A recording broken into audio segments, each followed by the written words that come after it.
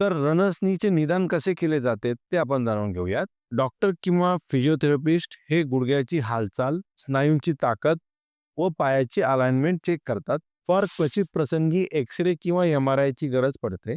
तर रनर्सनी यावर काय उपचार पद्धती असते ते आपण जाणून घेऊयात.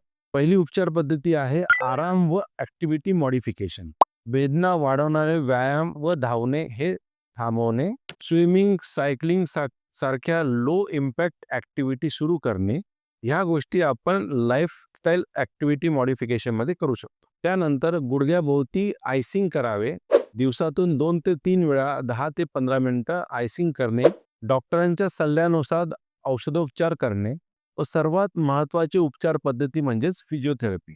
फिजिओथेरपीमध्ये आपण क्वाड्रिसेप्स स्ट्रेंथनिंग, व्हीएमओ स्ट्रेंथनिंग, हिप व ग्लूट स्ट्रेंथनिंग, हॅमस्ट्रिंग, काफ व आयटी बँड स्ट्रेंथनिंग, पटेला टेपिंग, फोम रोलिंग अशा काही महत्त्वाच्या फिजिओथेरपीच्या उपचार पद्धती आहेत. जर आपल्याला फ्लॅट फीट असल्यास प्रॉपर फूट ऑर्थोटिक्स वापरणे व पटेला सपोर्ट ब्रेस वापरणे ही रनर्स नीच्या काही महत्त्वाच्या उपचार पद्धती आहेत.